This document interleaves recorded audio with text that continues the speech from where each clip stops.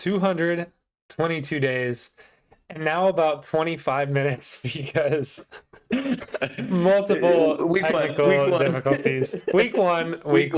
Just like Joe Burrow, we brush it off and we move on, We're back. For those of you who already know us, you know us under a different name. We're not that name anymore. Long story short, we're back. For those of you who know us before, we are also missing a third person. He couldn't be with us here tonight. We're going to have him here next week, hopefully. We love you. But, before we get started, the only way we can really get us all here every week, you can see all of us, because trust me, you guys are going to get to know Joe. You're going to love Joe. We love Joe. But the only way to get us all here every week, subscribe. He's a busy guy. He's a busy guy. He's got to put food on his table.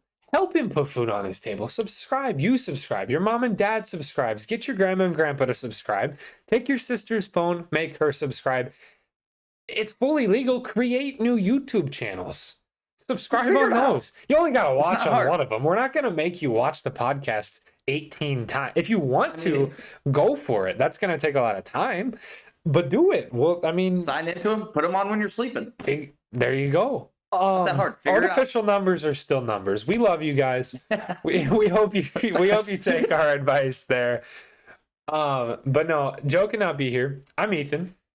To that side of me, that's Zach. I'm Zach. Normally, Joe's going to be about here or over there, but either way, he's not here tonight. You guys know that. You guys see that. But we're going to get into this because we got a jam-packed episode 1. If you're new here, nothing about this seems crazy. We're here to talk football with you.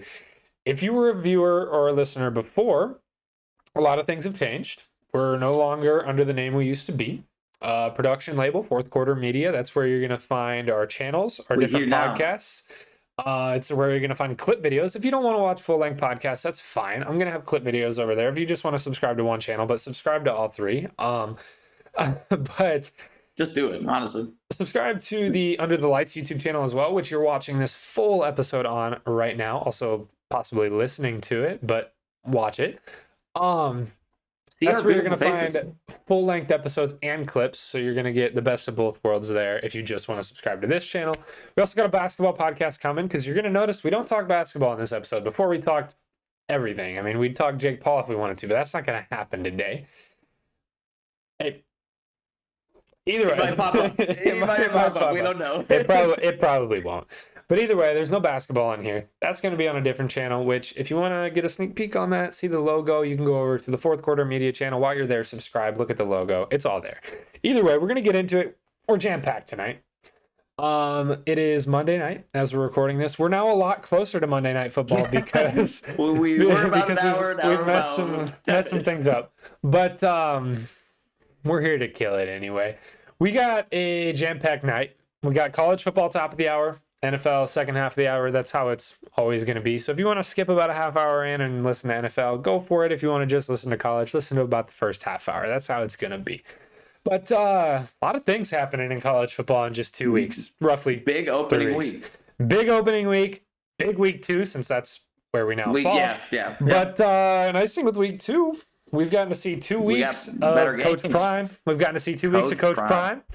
He's here. He's legit. That Colorado football team this weekend, we got to see Coach Prime beat up a little bit on a Nebraska football team, which has not happened in probably close to a decade. In fact, it's their largest margin of victory, 36-14, over Nebraska since 2001. Nebraska falls to 0-2.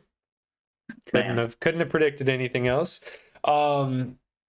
Yeah. Normally, when you got Jeff Sims at the helm. You got Jeff Sims. Normally, we'll talk winners first. I do want to talk a little bit of Nebraska before we get into all the Colorado stuff. Nebraska fans, don't keep your heads down.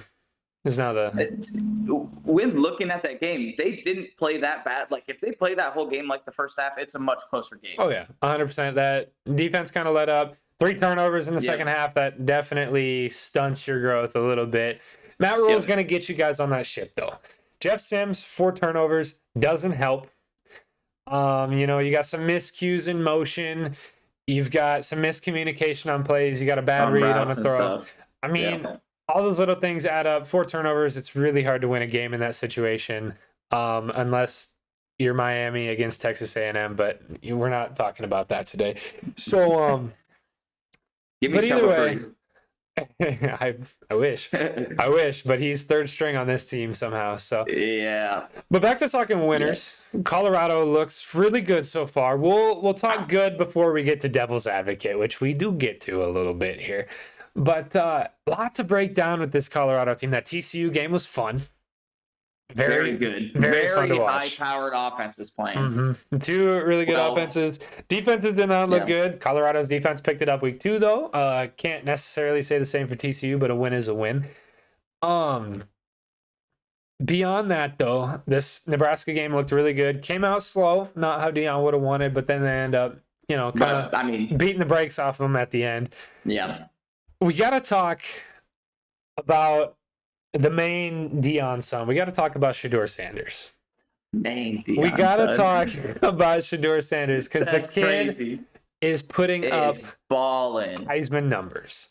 Arguably better than Caleb Williams. He's only played 2 games, so Caleb Williams 3. The stat comparisons, or actually not stat comparisons, Heisman comparisons will be up later. But currently you're looking through 2 games with Shedeur, 903 passing yards, first in the FBS. Dude has just been slinging the rock.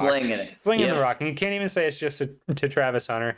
It's been to 4 different guys, which we'll get to one of them. 6 touchdowns, tied for 5th with about everybody's dog in the FBS. 0 interceptions. That's part about him right there. There it is. 83.7 QBR, 13th. You're sitting middle of the pack of those Heisman guys. Plus 3,500 Heisman odds.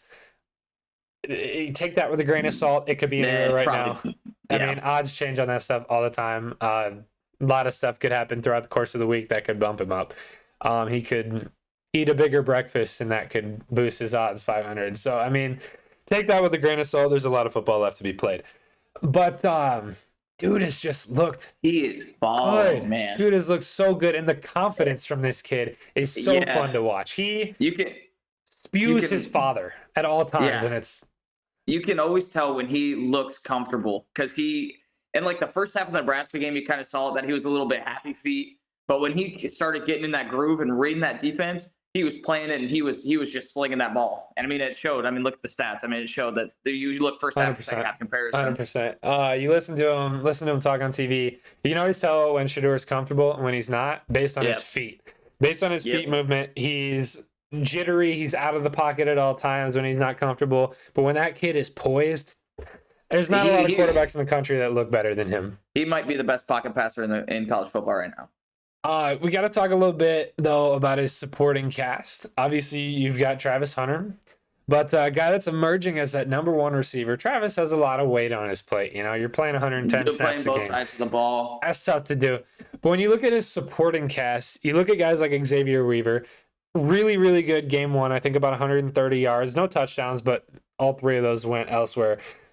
But you got 10 catches for 170 yards and a touchdown this last game. His ability to create separation was what blew this Nebraska game up in the Saturday. And the kid's fun to watch. That whole core is fun to watch. His ability to like get by defenders with like the double moves or even just blowing by him with the speed is insane. One thing, his route running is incredible. That kind of blows me away with this Colorado team. I knew they were going to be good. I mean, you got a polarizing guy like Deion. There's nobody else in the country that can do the things he's doing. But one thing that blows me away is he brought in a brand new offensive line. A whole new 5 guys on that front, and they look incredible. They're playing well. The holes they open up, the way they blow the other teams off the ball, that's not something you'd expect out of a full transfer team. Yeah. I mean, you can see that they're a little bit shaky because I think they had 7 or 8 gave up sacks or something like that this last week. But I mean, you're going against a defense in Nebraska who's not bad. Like they've got good pass rushers. Hey, shout out Blaise Gunnarsson. He's from Gunnarsson. From Iowa. That's where we're from. That's the only reason we're going to talk our next subject here. But no, you're facing a Big Ten defense. You're going to see a lot more pressure than you're going to see in TCU. Which brings us to Devil's Advocate time. I know this Colorado team is good, but is it time just a little bit, not a lot, to pump the brakes on this Colorado team? And let me explain that first. Two things. One, your competition so far has been TCU. Yes, they just played in a national championship, but they They are a returned much different team. 3 starters. That is not the same team at all. All your skill positions are gone. You return, I believe, an offensive lineman and 2 players on defense. I mean, you're not returning much there. And Nebraska, who is in full rebuilding mode, no matter what the media wants to tell you. That team's in full rebuilding mode. Granted, Colorado they're not technically is too. Colorado technically is too. This was a 1-win team last year. So devil's advocate with a little bit of sugar on top. But also, the reason I say pump the brakes is because you got Colorado State this week. I think you pummel them. But then after that, you are going to play Oregon, USC, good team, and Arizona State in back-to-back weeks. Let's see where this team is sitting in week 7 as opposed to week 3. Because a lot of good games coming up for them. Great games coming up. I mean, USC, which of those is on the road? I believe Oregon is on the road. I think Oregon's on the road. USC's at home, and Arizona State is also on the road. I believe. I could be wrong there, but I know Oregon's on the road. I mean, that's a tough stretch. It's not easy. That's a tough stretch. Bo Nix isn't going to lay down for Shedeur Sanders. Unless it's last year, week 1. There you go. But he was also playing the national champions. So, I mean, either way. Oh, it was Georgia. That's right. We were talking earlier. That was TCU. It was Georgia. No, it was Georgia. They absolutely killed them. I don't remember all the way back, but I don't even think Oregon scored that game. I feel like it was like 45-0. I think you're probably pretty close on that.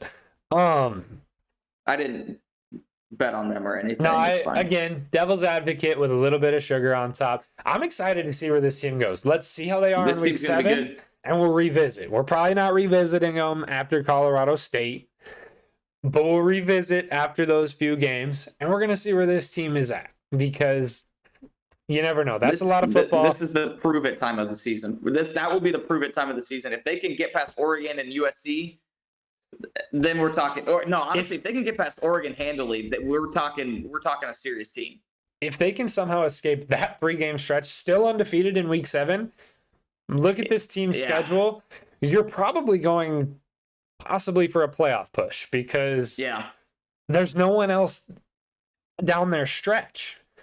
Not saying no other Pac-12 team can beat them. The Pac-12 looks great so far this year. We'll get to that as well. Very good. But I don't know. There's a lot of football left to be played there. But moving on a little bit, we had an exciting week in the state of Iowa, especially for Zach, who is an Iowa fan. Yes, sir. Cyhawk series. Iowa takes another one, 20-13. Headline here, I call it a lackluster game. Not fun to watch. To be fair, this is how this game always is. They call it the nickname. The rivalry has a nickname. I believe it is El Assico. It's a silly rivalry. It's a silly rivalry. My question. We'll get to the question. We'll get to the question that's there. First of all, I want to talk about the 2 defenses here. First of all, John Haycock is completely wasted at Iowa State. Yep. I'm a vent a little bit here as an Iowa State. I try to stay unbiased. This is probably the only time we'll talk Iowa State all season. Incredible defenses. The fact that Iowa only needed 9 first downs as opposed to Iowa State's 19 to win this game. That's a stat. Insane. That's a stat you don't see. You don't see that in any other team. But you got the pick 6, you got the blocked field goal. Those 2 things alone just won you the game. Yeah. Those 2 things alone won you the game, and that's all they needed. Those 9 first downs were plenty. That's all they needed because forced turnovers, pick 6, blocked field goal, you got everything you need right there. So offense didn't need to do anything. Brian Ferentz is still going to get fired, so congrats, Iowa fans. I hope so. Get that man out of here. He has to average like 25 points a game or something like that. Yeah, and he's way under. He now needs like 31 a game the rest of the season. But that's not happening. I got another interesting question, and you might not necessarily be the guy for that question. I might not necessarily be the guy for this question, but maybe you guys can answer this one in the comments.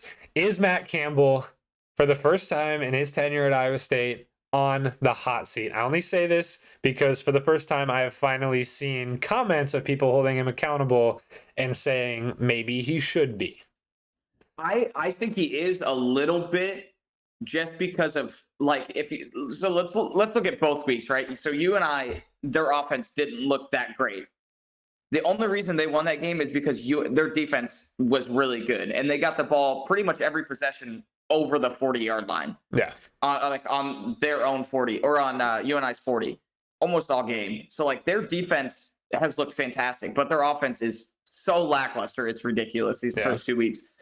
And like, I mean, granted, you got, correct me if I'm wrong, I'm pretty sure he's a true freshman at the starting quarterback with the Beck guy. Redshirt freshman. Or is he? Okay, I was saying, I knew they had that or the other kid. I knew one of them was a JJ true Cole freshman. would be your true freshman. Yep. And like, and you have an offensive line that looks solid, but like, they're just like, their run game's not doing well. Their pass game hasn't been great. And like, yeah.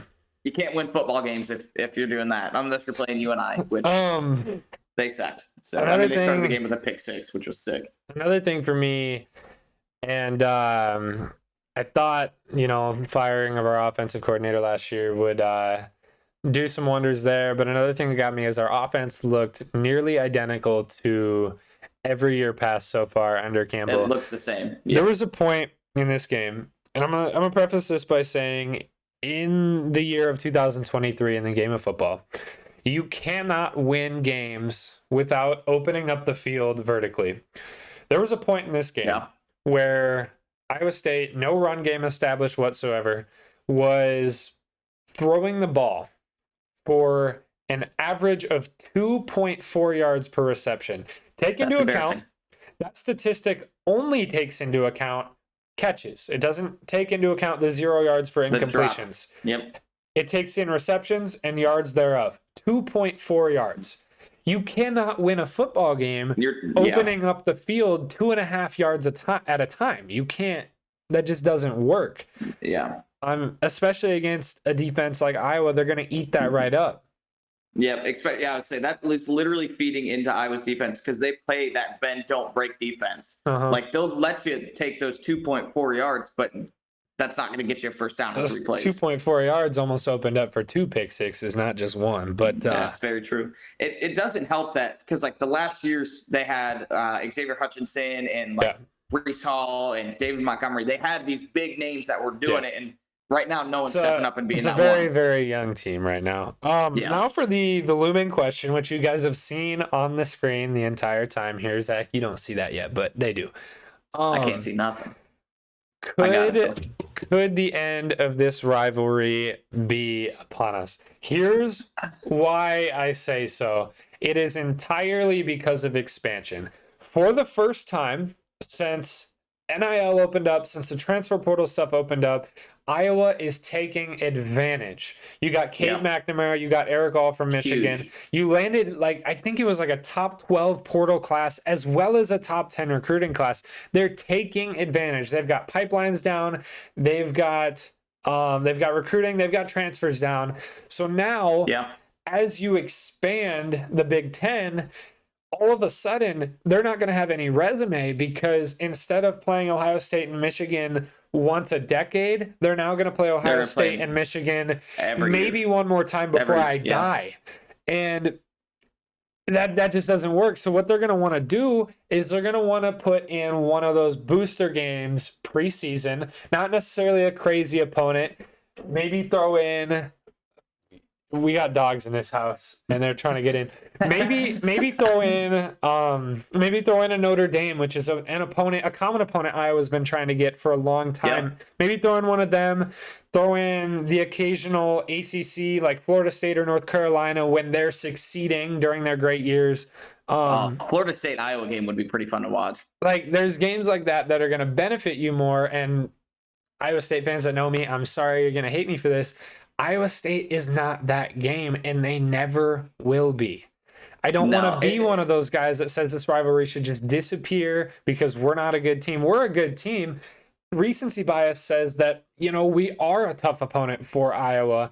In the last 20 games, it's pretty split down the middle. Pretty sure it's been decided by one possession games the last, what, 3-4 years? I think, roughly Or 5 years, games, maybe? I believe, has been decided by one And possession. then there was that one game that Iowa just kind of took it over. But I feel like, again, I'm sorry, Iowa State fans. I feel like Iowa has a lot to benefit from going forward in the new landscape of college football to not play Iowa State, which sucks. It does. I want this rivalry to continue. I just don't know if it makes sense for all parties. It is fun when you're an Iowa native, but I feel like outside of that, it's like 100%. 100%. Like it's not gonna mean anything. That's my 2 cents with that. It's a tough topic. It is. I'm probably gonna, get some heat for that one with some fellow Cyclone fans, but as an Iowa fan or as Iowa natives, I hope that this series keeps going. I love it, so I can yell at Iowa State fans and be like, "We're better." Moving on from that, though, you got some Pac-12 teams coming into the Big Ten, and it is time to talk about that Pac-12. Yeah. Pac-12 currently right now, and it's crazy because they're about to melt down. Currently sitting at 21-3 in non-conference play. A season before they're going to just dissipate. They're having the best season they've had, again, probably since that 2001 to 2004 window. It's crazy to me that we're seeing genuinely really good Pac-12 football. Yeah, and it's usually with Pac-12, you're not seeing very good defensive football, but these teams are playing defense. Everyone but probably USC looks like they've got a really, really good defensive squad this year. That Colorado squad impresses me for what they bring to the table. What they've played, yeah. So you're sitting at 21-3. Several of these guys, including Colorado, Oregon, Oregon State, and Utah, have played one or more ranked opponents in their stretches. We're also talking Heisman candidates when we talk Pac-12. We're talking Heisman on Heisman. You've got 4 of the top Heisman contenders just in the Pac-12. We got odds here on the screen. You've got Caleb Williams sitting at plus 400. Again, take these odds with a grain of salt. They could be completely different by the time we put this out. Caleb Williams at plus 400. Michael Penix Jr., incredible stats out of him. 859 yards, 8 touchdowns, and 1 interception in 2 games. He's sitting at plus 850. Shedeur Sanders, plus 3,500. We already talked his stats. Travis Hunter, I think without consistent really good games on both sides of the ball every game, he's going to fall out of this race. Yeah. He doesn't really have a shot here. With playing 120 snaps a game, it's going to be hard for him to keep that, first game up that he had. Absolutely. Incredible numbers there, though. Again, Caleb Williams through 3 games, 878 yards, 12 touchdowns, 0 interceptions. Dude is slinging the rock. That's what you expect out of Lincoln Riley, but dude is slinging the rock. Conference has been fun to watch so far. You got to stay up past your bedtime to watch them play, but I mean, they bring a lot to the table. It's been fun this year. A conference I've made fun of for a long time now, and it's been great. So, and it might be the best conference right now in football. It might be right now. The SEC doesn't look great. Another thing we'll get to. So quite honestly, they've got some struggles there. On paper, the Pac-12 might be. But Oregon did have their big struggle this week against Texas Tech, I believe. And they were down pretty much all game in fourth quarter. They pulled through. They pulled that one through. Is it the year? Oregon State. But hang on, before we move on, for Oregon State, I think people need to start talking more about DJ Uiagalelei. That first, or however you say his last name, that week 1, he played so freaking good. He's finally in a system he can thrive, and that's really good to see for him, because I think he's got a lot of potential as a quarterback. Clemson fans hated on him till the moment they shoot him out of there, and now he looks really good. And he's thriving. Granted, his numbers this week don't back up his numbers that he had week 1, but does a Pac-12 team make the playoff this year? I think best chances is, I'll give you this. I think the winner of that USC Colorado team, that team makes it to the playoffs. I like the that. USC Colorado in 2 weeks. I like that. I think that team makes the playoffs, whichever team that wins. You also got to take into account Utah, especially when Cam Rising comes back. They're 2-0 without Cam Rising, so especially when he comes back. I'm good without Utah. The team's really good. Oregon's got a shot. I'm not really too much of an Oregon believer. I'm not going to lie. I think it comes down to Colorado, USC as well, but I don't want to count out Utah just because they're back-to-back champs right now. I mean, they're the reigning dogs in that conference as of right now. Yeah, you got to give credit where it's due. You got to take down the champs to be the champs. So, I'll give it to them. All right. Elephant in the room. Elephant killers, if you will. Is Texas back? You better talk about him. Is Texas back? Dude, if you look at that game last year that they played, let's remember this game that was going on. Let's take a look back at it. Quinn Ewers had them driving every possession. I think he played 3 possessions that game, and every possession he was down the field. He plays that game. We're talking 2 years straight of Texas beating Alabama. They lost by one last year. We're talking they lost one last year with a backup quarterback and in Texas. And then this year they go to Alabama and handle Alabama. To Bryant-Denny Stadium. We're talking about Quinn Ewers as the X factor. 349 yards, 3 touchdowns out of Ewers. Dude looked poised. Man, he looked good. He didn't bend to that pressure even a little bit. He didn't. Hey, he keeps playing like this. We might have to start talking about him with those other 4 guys. He already is in with those other 4 guys. Those were just Pac-12 contenders. There's a lot of Heisman contenders this year. Let me tell you what impressed me about Alabama last night.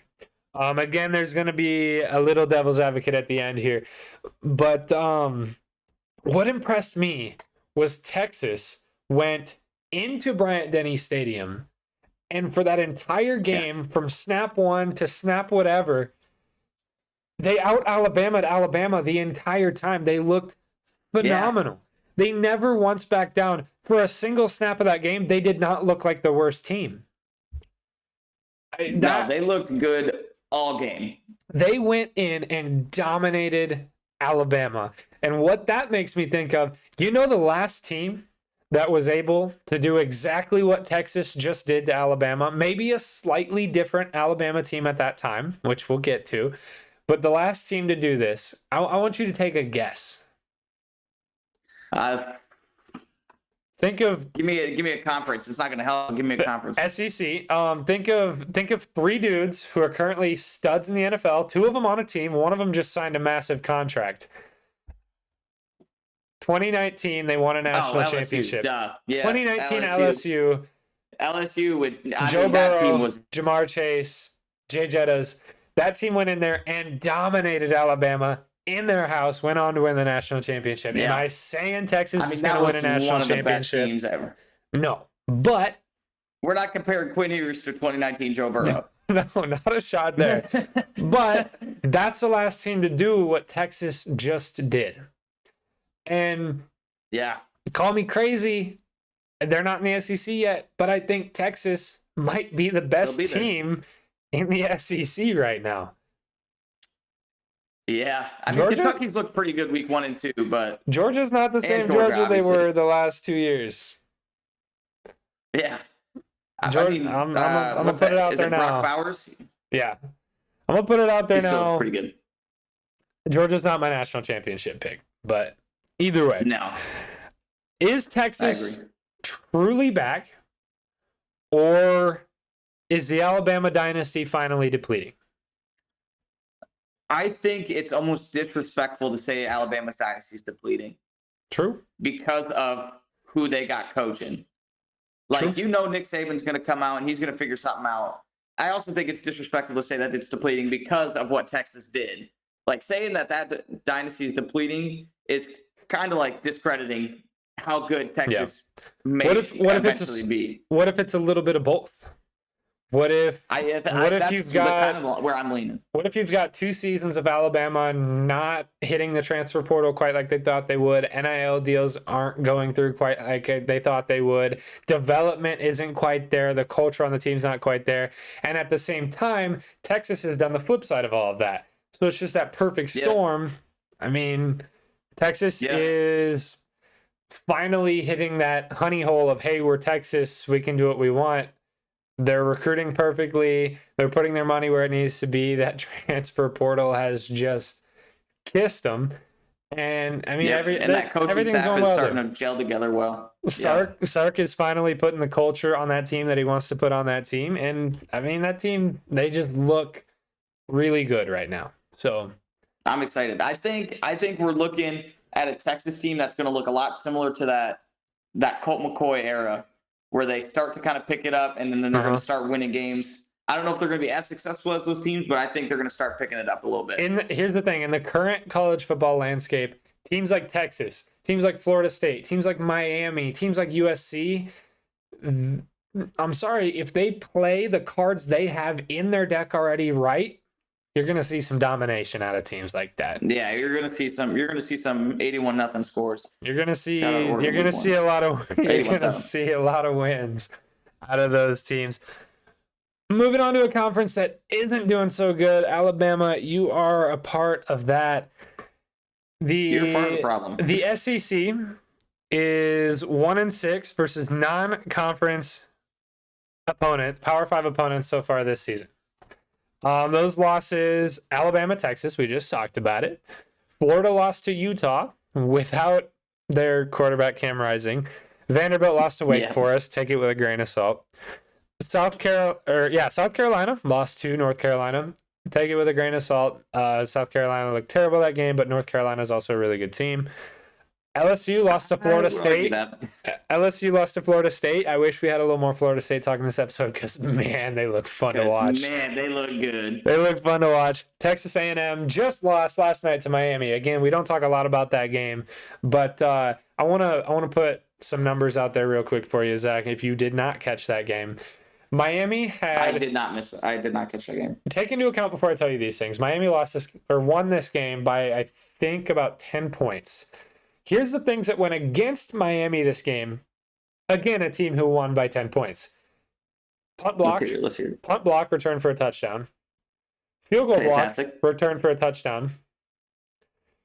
An interception and a fumble. And they won this game by 10 points.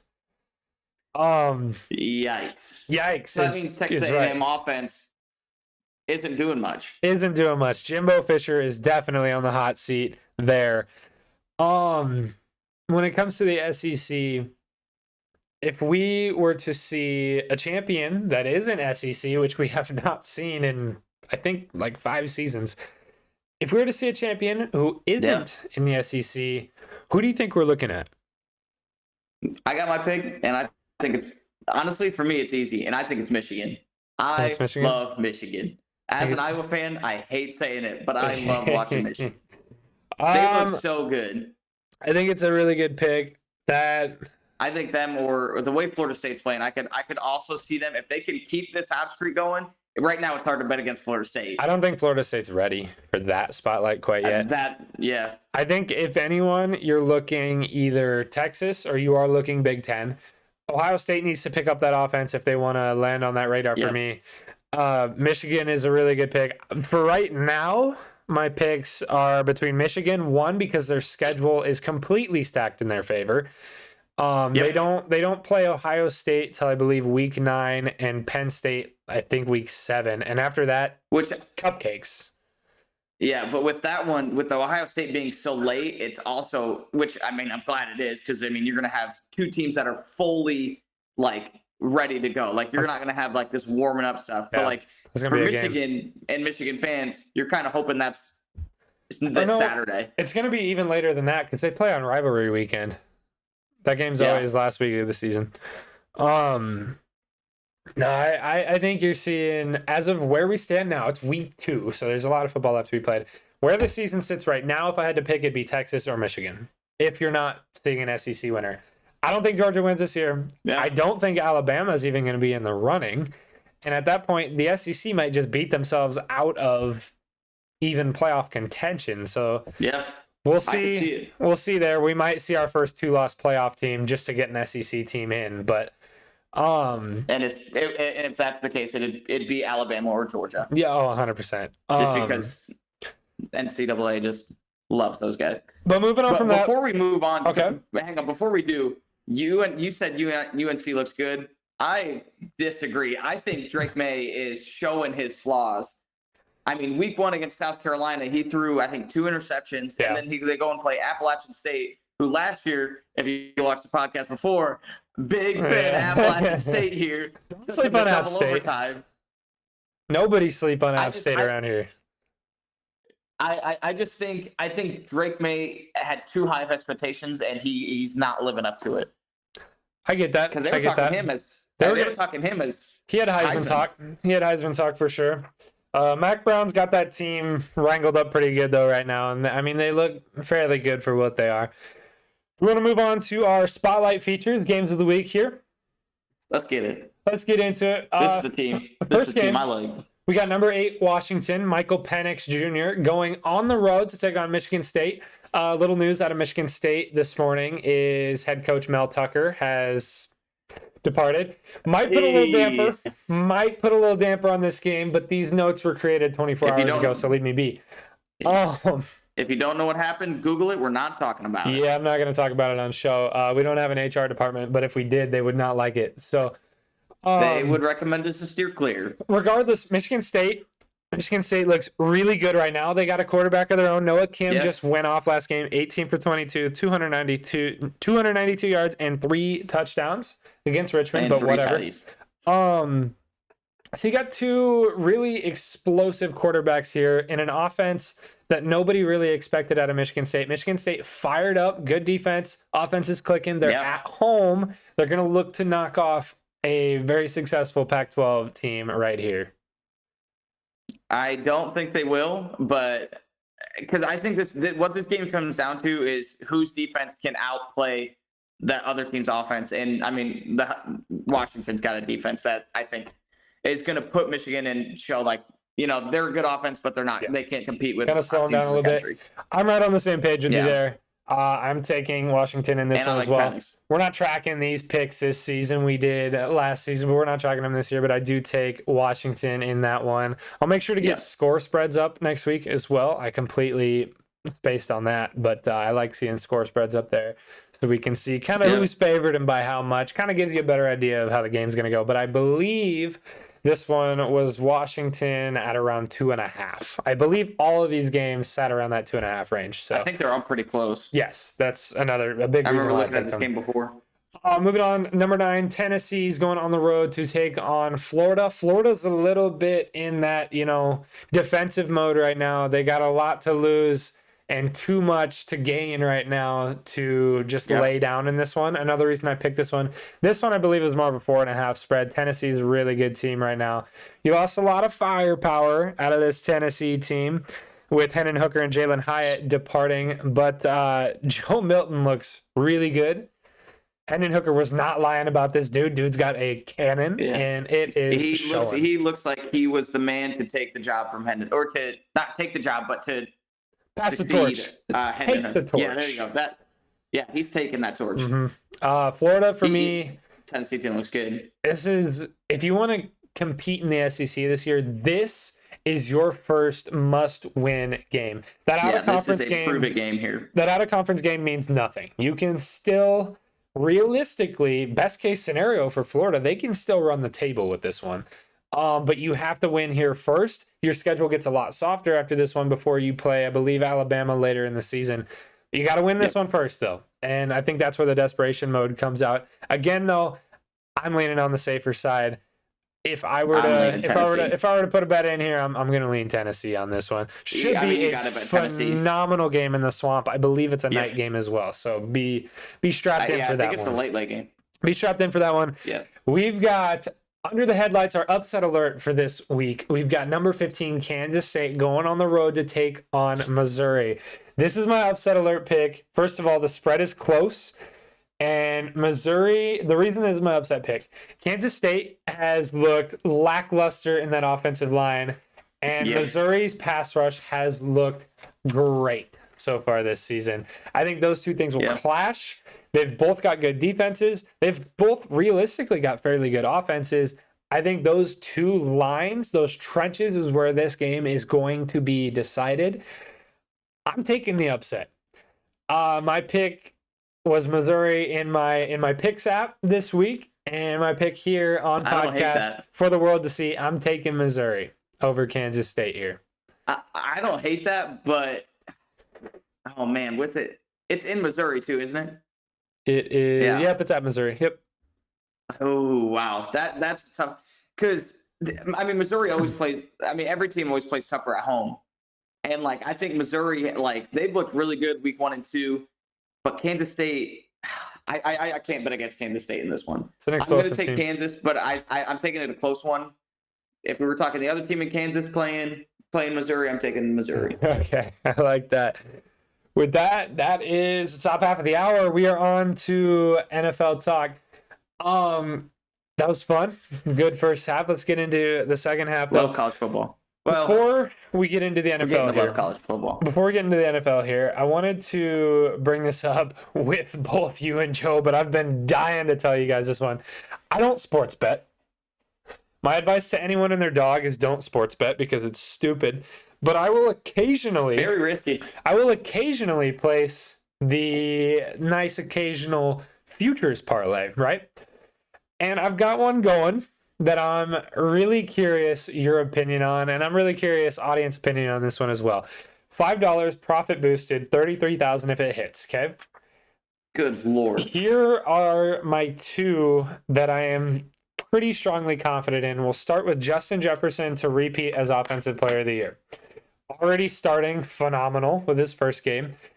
My thoughts on that are, I believe he is going to possibly triple crown this season, just like Cooper Kupp did a couple seasons ago. I don't think there's another offensive player that is going to match his production this season, and I think he showed that very well in game 1. And I think he really wants to win. I think he comes out and he takes that one. Slightly down the risky barrel, I've got Jalen Hurts MVP. I think coming off of a Super Bowl loss, I don't hate that at all. Week 1 did not help it, but coming off of a Super Bowl loss, I think that dude is fired up. They want to get right back in that game. He's a competitor. He's a dog. He wants to win.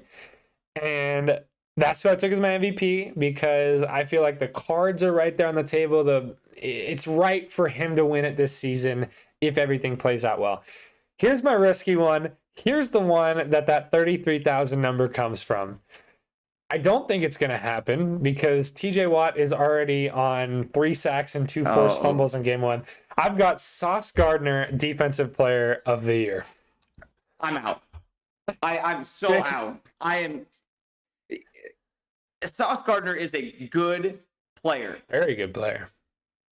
Very good player. But you see the jersey I'm wearing right now? For those of you who don't know, or for those who are listening, this is an Aiden Hutchinson jersey. This man I'm wearing proudly, because we'll talk about it in a second, beat the Chiefs. Sorry, Joe.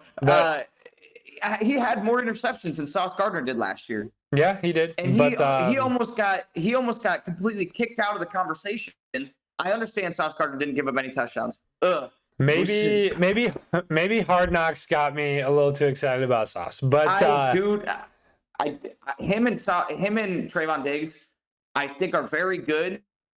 Yeah, don't like them. It's a risky pick regardless because he's not a defensive line player, and those guys always win that award. But here's the thing: all you gotta do is you gotta trick FanDuel, dude. If you get 2 out of the 3 to hit, and it's like week 15, they're gonna be like, "Hey, dude, you want to cash out for 10 grand? Because we're getting a little sweaty here." Yeah, I'm gonna cash. Like what? Anyway, let's get into our weekly recap of the NFL. Let's get into it. We're gonna talk about your topic first. We got Lions opening the season. Incredible game, first of all. I know you're super amped up for that one. Opening up the season with an upset over the defending champs. What does this mean for Detroit? I'll let you take this one. Oh my gosh. It proves, I don't want to say it proves that they are competing. This is going to sound crazy and like a Lions fan. I don't think it proves that they are competing for that NFC championship to the Super Bowl. I don't think it shows that because, I mean, we got to take a little bit away from it because they didn't have Travis Kelce. And Kadarius Toney. Because he's, But not having Travis Kelce hurt them, I think, significantly more than not having Chris Jones, because their defense still looked very good. Let's take statistics completely out of this game. Let's look at intangibles. Dan Campbell, first drive of the game, inside his own 20, my guy. Going for it and getting it. That is a coach who wants to compete now, and he wants to win. He is ready to win football games, and I haven't liked a Detroit Lions coach in years. Like Jim Schwartz, nah. The Steve Mariucci, get him out of here. Jim Caldwell, no. Dan Campbell, I love. Like, he's building the culture. He's building we're winning this game. He's building we're better than you guys. We're going to just punch it down your throat, and we're going to do this. Like, he's him. Oh, man, I love this team. I love this team. I'm super excited to see this team continue to compete. Do you think this means anything bad for the Chiefs, or they bounce back? You get Travis Kelce? Okay. I figured you'd say that. I wish Joe was here, because he would have heard me talking a little respect on the Chiefs. Yeah. I think this makes Travis Kelce come back, and I don't know if you saw, but when you said Jay Jett is for the Offensive Player of the Year, I think Travis Kelce comes back, and I think he's got it this year. He's got a shot. I think it's going to be hard, but again, historically, the awards always go to the same positions every year. So, like, that's where it trips me up. But the only running back who ever got it was Derrick Henry and Adrian Peterson for Offensive Player of the Year. So, like, wide receivers kind of dominate that one. And it's a statistic only thing. Adrian Peterson's an anomaly. I wish they would break down those statistics from an actual positional standpoint. They look at all those yards out of receivers and those touchdowns out of receivers. Well, no, I mean, of course they're going to get all those yards and touchdowns. Like, that's the name of the game at those positions. But that's neither here nor there. Joe Burrow, right? He's coming off of a week ago signing a 5-year, $275 million contract, $219 million guaranteed. Congrats, Joe Burrow. Happy for you, my dude. But are the Bengals in trouble after game 1? Joe Burrow, after signing this contract, proceeds to go 14 of 31 for 82 yards against the Browns. That's it. That's the stat line. Can I interrupt real quick just for a live update on the Jets game? Aaron Rodgers just got carted off the field.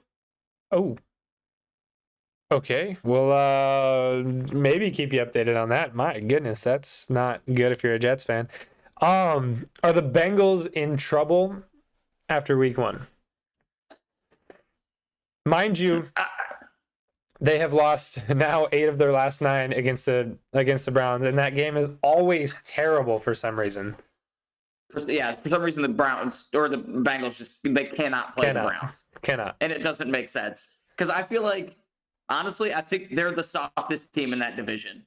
I think so too. Like, the Browns are the way the Steelers look. The Bengals Steelers look Sunday, We'll talk about that Niners team, though. The way the Bengals can go in and just dominate the Steelers every time they play them, and then go in and, win that Ravens rivalry probably 60% of the time. But then they cannot beat Cleveland like that. They just roll over against Cleveland. That one definitely baffles me a little bit, but I don't know. I don't think they are in trouble. I don't think I think that offense gets it figured out. I mean, T. Higgins didn't even catch the ball. They didn't have T. Higgins involved in that game at all. Again, take it with a grain of salt. Joe Burrow missed the entire training camp. He has no click with this team right now. Obviously, you're still the star guy. He's going to pick it up. He's Joe Burrow. I would not lose any faith in Mr. Shiesty there in Cincinnati. Moving on, though, a guy I have immense faith in, my fantasy quarterback, the only guy on my fantasy team who scored over 15 points this week, Brock Purdy and the 49ers. He looks good. Talking about an Iowa native. He looks good off that injury. He's not an Iowa native. He's from Arizona. I'm saying like college. I get you. College. Not gonna just sit here and talk Brock Purdy, although he did look good, 220 yards and 2 touchdowns. Supporting cast looked phenomenal as well. McCaffrey good. With 151 yards and a touchdown. Brandon Ayuk, wide receiver 1 this week. Tebow. Wide receiver 1 this week. That aside, supporting cast looked great. Brock Purdy looked great. My main question, though, because I don't want to sit here as a homer and just talk about Brock Purdy. I would love to, but I'm not. But I'm not going to. Are the 49ers as primed as ever for a Super Bowl run right now? And the reason I ask that is it going to be now or is it going to be in 2 seasons? They're currently sitting with $41.5 million in cap room, absolutely leaps and bounds above anybody else in the league. But they've got some players they're gonna have to pay. You already did though. Yeah. You already paid the bulk of your contracts. You're probably going to front load that Bosa contract a little more in the coming years. And you do have Purdy, who next season is his last season on that rookie contract. But I feel like if you're going to compete for that championship, it is either going to be this season or you pick up a big player on a 1-year contract next year and you go for it next year. But I think this is the year. That's not my pick. I'm not saying they win it all, but I think this is the year if you're going to go for it. On that 1-year deal thing, I don't know where they would need to get somebody. True. Because like you look at that team, on paper, they might be the best team in the NFL. Very well might be. Right, I'm gonna exclude. I'm taking out Brock Purdy of this situation because I mean, right now he looks fantastic, but I'm not gonna put him in the top 5 of quarterbacks yet. But I mean, you look across that board, the receiving room's great. Christian McCaffrey is looking like he could be a dark horse MVP. I'm just going to throw that out there. He looks really good. Good. I mean, you got the defense. You got Fred Warner. You got Bosa. You got I'm blanking on the corner's name, but they got the long-haired floofy guy. Oh, my gosh. They look good. That team looks phenomenal in every aspect of the game as well, and that's the exciting part. If you're going to win a championship in the NFL, you have to be elite. They've got the team to do it. You have to be elite in all 4 phases of the game, and they are. They're elite in special teams. Yeah. They're elite in offense. They're elite in defense. They're elite everywhere that they need to be, and that coaching staff is at the best it's been.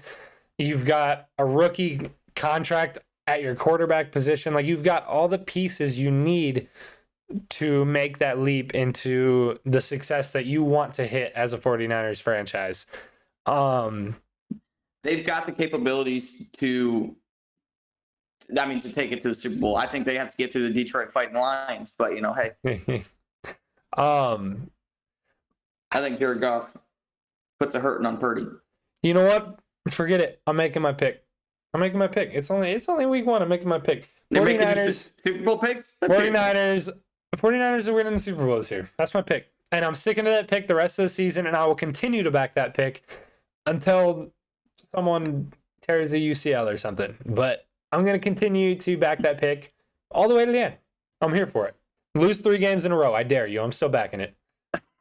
I was going to say, watch them lose the next 3 weeks. Yeah, that'd be my luck. But I mean, if we're doing it, I'm going to do it. And I'm sticking to my guns, and I'm sticking to the one team I love and I care about deeply. I'm sticking with my Lions. Are you sticking with your Lions? Now, is that a serious pick? I want to ask this from the bottom of my heart. Is this a serious pick? No. Okay. I'm going to say this. Give me the Lions to make a deep playoff run.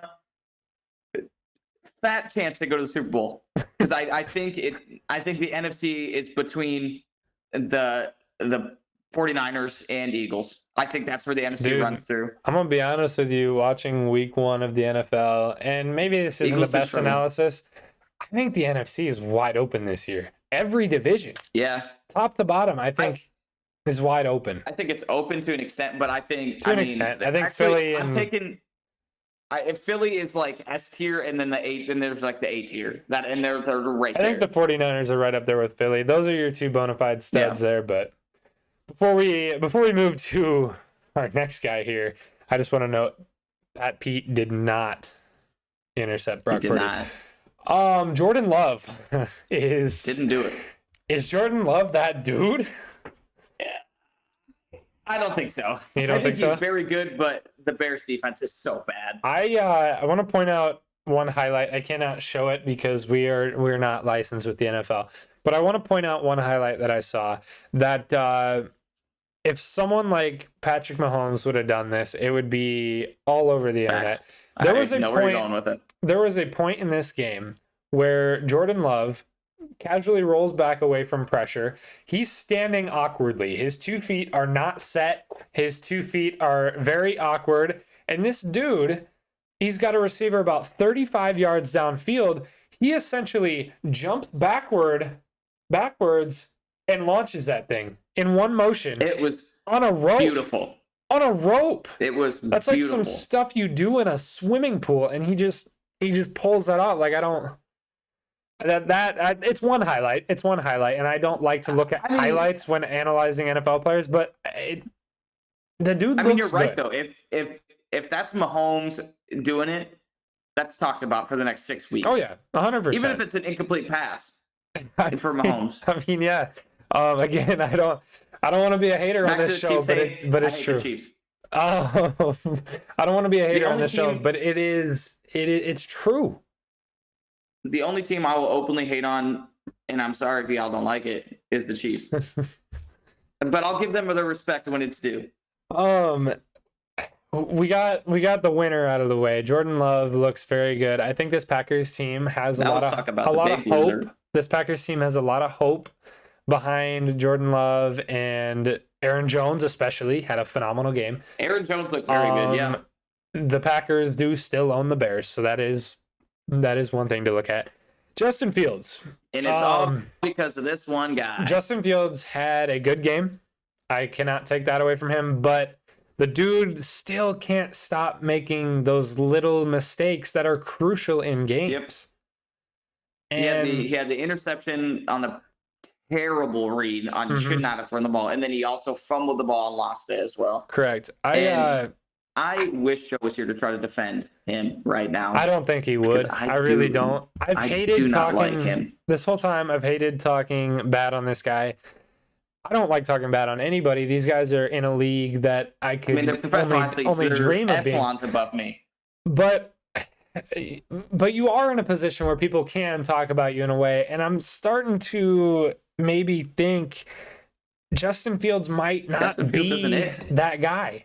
But my question here then is, how long does Justin Fields get to become that guy before they move on from him? Because he's not necessarily sitting with no targets anymore. He doesn't have the worst offensive line in the league anymore. It's not great, but it's at least top 20 now.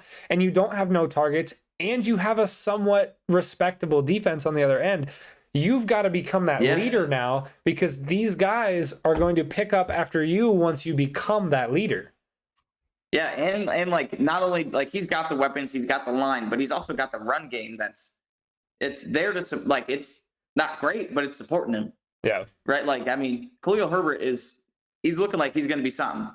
And like at this point, I honestly he's got to the end of the year if I'm that coach. He's got this season. I think he's got this season, because last year he was statistically the most inaccurate quarterback. And I don't know if it's NFL history, but it's an NFL long time. Yeah, which is crazy because you look at him in college, and yeah, he had the best team in college football that year. But you look at him in college, and he was the most efficient quarterback in college football. One of the most efficient quarterbacks in college football history. Yeah. And now now he's the exact opposite. He just can't stop making those little mistakes. And maybe there's a lot more to break down from that, but that's what you see with that eye test. I know you love that term, Joe, but that's what you see with that eye test. It's the eye test. It's the eye test. And I don't know. I feel like he might be right. He might have this season, maybe another. But I feel like if you're the Bears, you're in a market that wants you to compete, and they're not doing that. I think you're drafting a quarterback. Maybe. I really do. I think they're drafting a quarterback. I think they have to. I think they're going to be in a position to do so. I don't know if there's a lot of quarterbacks in this draft class you necessarily. Well, no, there really are, though. There are quarterbacks in this. It depends on who enters this draft class. But there might actually be a lot of quarterbacks that you might want to take in this draft. There's some guys that are looking like they are primed and ready to go. But granted, I mean, Justin Fields looked like he was primed and ready to go in his last season of college. Yeah, he did. He did. A lot of guys do. I mean, it's the NFL. It's a whole different race. No matter who wants to Whole spin different what, ballgame. no matter who wants to spin it what way, the NFL is a whole different league. And immense respect for that league because there's a lot of guys that look great in As college. much as I say people are trash, they're obviously they're in the NFL. They're doing significantly better than I would do. Like if I'm Justin Fields, if I'm playing in place of Justin Fields, I'm looking 2 for 112 with 3 yards and 16 2 for interceptions. 112. I don't know if they're letting you get that many passes off, to be Probably honest. not. And if they are, coach needs fired. Let's get into a new segment, one I'm super excited for, as opposed to college football picks. Let's get into Parlay Party. Let me explain to the audience who is new and to you who is new to this what Parlay Party is. We, for next week's NFL slate, only Sunday, not Monday night, not Thursday night, not even, Sunday night counts, only Sunday. We must give our 5 picks for our absolute locks for winners for the week. One of these 5 picks must be a profit-boosting, slightly riskier pick, which we'll get to that. We're then going to track these picks throughout the season, not only our individual record, but our parlays, if we hit them. Again, I'm not actually gambling any of these. This is for fun. I recommend, you're going to do it anyway, but I recommend don't sports gamble. Don't do it. After we pick these 5, we're also going to pick our garbage shoot game out of the weekly slate, the game we would not touch with a 10-foot pole. So let's get into it then. I kind of want to start this one out. And you go for it. I'm thinking. The team that I would like to put up first is that Chiefs -3 at Jags. I think your Chiefs, coming off of that game against the Lions, you're likely going to see Travis Kelce back. You're going to see a fired-up Kadarius Toney. That defense looked really good in that game for what they were given. I think the Chiefs come fired up. I think that's a guaranteed win this week. I'm thinking we're putting that one up first. I'm siding with you on that one. That's my number 1 pick there. Do you got one in mind out of our list here? I am going to stick with you. I think that's my lock. That's the first game I saw and I looked at and I was like, that's that game. Granted, Trevor Lawrence, I did not like him last year. And if you watched last podcast, you know that I wasn't a huge fan of Trevor Lawrence, but he looked really good. And him and Calvin Ridley are clicking already. They are. They really are. I think they're going to be very good. I think you're right there. I don't think that Jags defense can hold a healthy Chiefs team. I mean Travis Kelce. I don't think there's a scenario this season where the Chiefs lose 2 in a row. So I think that is our game 1. We need 4 more. One of those has to be a risky one. I'm gonna say, are we doing 5 and 5 or are we doing 5? Just 5. It's parlay. It's 5 as a unit. So we have our 1 Chiefs. We got Chiefs, and I'm gonna be honest, I'm taking the spread as well. I'm taking Chiefs -3. I think they're gonna cover. Yep. I'm also way less risky. I'm going to take the 49ers as a lock over the Rams. If you agree, it's a team effort here. 49ers are at Rams. They're on the road favored by 7 points. I don't like the 7 points. I know. I take 49ers money line, not covering that 7 points. I agree. I don't know if I can put it as a lock because I genuinely think the Rams look pretty good. Do you have one in mind then? I mean, come on. Okay, so you got Lions. Okay, so there's I was actually going to say that one as well. I'm taking that as a lock because I don't think the Seahawks 5.5 spread. It's at home. It's at home. I mean, personally, I think the Lions play a lot of close games this year. I like Chiefs spread. I'm thinking Lions money line. I don't think they cover that 5.5. Quite honestly, don't score on there. I think I might have our third. I think I might have our third here, especially with Aaron Rodgers' potential condition. Cowboys -3 at home. Cowboys looked too good last night. To not pick them at home in that game. Oh my gosh. So do we have 3 right now? Do we have 3 locks already? I am with you on the 3. I'm taking that -3 spread as well. to update the Jets one, I looked at it wrong. It didn't say. It just said left field. I thought it said Carter. Okay. He just left field with a knee injury. Gotcha. Okay. I'm still taking Cowboys to spread. I'm still taking Cowboys. They look really good. So Cowboys fans, you might, if someone came up to me right now and said, and they're a Cowboys fan, and they said this is our year, I might respect it. Yeah, that's our 3. I think I might have our 4th out of the way right now as well, and I have a few ideas for the risky one. Do you have a 4th in mind for yourself? The 4th, when I keep looking back at the Rams one, I like that one. But my 4th, I'm looking at Chargers-Titans game. I think the Chargers or Titans offense is so bad. I got that as one of my potential risky ones. I was thinking for our 4th spot, another lock. Bills 9.5. Bills Raiders. I think Bills at home. I don't think they cover that 9.5. I think the Raiders are a little more respectable than 10 points. Yeah. I think Bills money line. I think they take that one. I don't think they cover that 9.5 though. This is the NFL. You're not winning a lot of games by 10 or more points. The Bills at home, yes, but I think the Raiders are a little more respectable than that. Here's my 2 cents. Here's my 2 cents on the risky ones. Titans Chargers was one that I had. Titans to take that one. But here's the other one I had. I hope it's the same one I'm thinking. Patriots Dolphins was the other. What do you got? What do you got? I was thinking Panthers over Saints. I know it's not as big, but I think Bryce Young comes out, and I think he does well. 2.5 points. So you got a rookie at quarterback. That is a decently risky one. Do you take the Panthers? Would you take the reverse spread on that one? Would you take the Panthers to cover a 2.5 point spread? That means they got to win by more than a field goal. Yeah, I think I would. Okay. I think I could confidently put them at more than. I think I could put them at a field goal at least. So at that point, do we want to lock Chiefs? Chiefs and Chiefs to cover. Lions money line, not to cover, but money line. Bills also just money line, not to cover. And then we said Cowboys to cover that -3. That's our 4. I like those picks. And then our riskier one, Panthers to cover the reverse spread of -2.5. I would take that. I really like looking at that Dolphins one. The reason Tua looked so freaking good week 1. Tua did. Tyreek looked really good too. I'll make sure to write these down as well, so then we have record of these. But I mean, Tyreek Hill running my fantasy this week. But Tua had almost 200 yards just in the first quarter. I want to say first quarter. I could be wrong. It may have been first half, but I'm pretty sure he had almost 200 yards in the first quarter. Yeah. Is that our first parlay party out of the way? We got our 5 picks.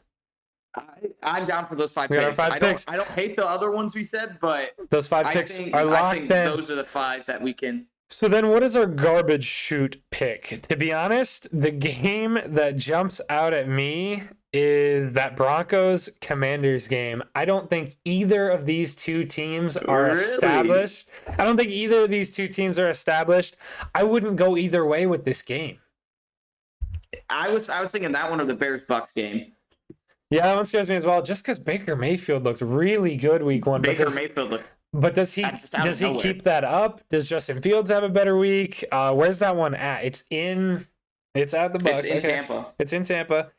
That one scares me as well. So either of those 2 games. This one doesn't have to be like a bona fide one. I think I like your Broncos Commanders one. Broncos Commanders. It's just neither of those teams. Because Russell Wilson came out and played really well. Is that going to be legit? He played really well. Sam Howell didn't look bad, but he didn't look bad for week 1 starter. I don't trust the Broncos yet. And the Commanders, there's just too much young on that team. That's a game I absolutely, on a betting scale, would never touch. I wouldn't touch it. Would never touch that game. On a betting scale, I'm not touching that game. Would never touch that game. That's Parlay Party. That's our garbage shoot. If you want to take those games as individuals, I don't take parlays. It's stupid. You got like a 0.3% chance of winning. Yeah, just don't do it. If you want to take those games as solos, though, I'm pretty confident in every pick we just made. I guarantee you'll go positive. I don't guarantee that. That's not advice. I take that back. That's risky. That's risky. Garbage shoot picks. Don't touch those games. But with that, that's our first. Is that episode 1? That's episode 1 out of the way of Under the Lights. That was a good night. Some technical issues, but I want to say I promise we won't have any of those going forward for Zach's sake. But that was a fun episode, jam-packed, a lot of college football, a lot of NFL. One thing I want to address before we get out of here, we got something pretty cool coming up. I am in the works. I'm a busy guy. I'm in the works of an NFL power rankings, but our own NFL power rankings, our own mathematical equation. The nerds are in the lab. We'll take our own mathematical computer equation to take a power rankings. Then we'll each make our own power rankings. We'll average all those together, and we'll have our own under the lights NFL power rankings. Again, power rankings. You better believe Detroit Lions are number one. I don't know if the computer will agree with that, but you might boost their averages a little bit if you do that. But either way, that's episode 1. It's a beautiful night. Hopefully it's a beautiful night when you're watching this. Episode 7 p.m. Eastern. Or 6 p.m. for most of you that are going to be watching this. But either way, we hope you guys have a beautiful night. Enjoy. And we're going to leave you till next week. Peace. Go Lions.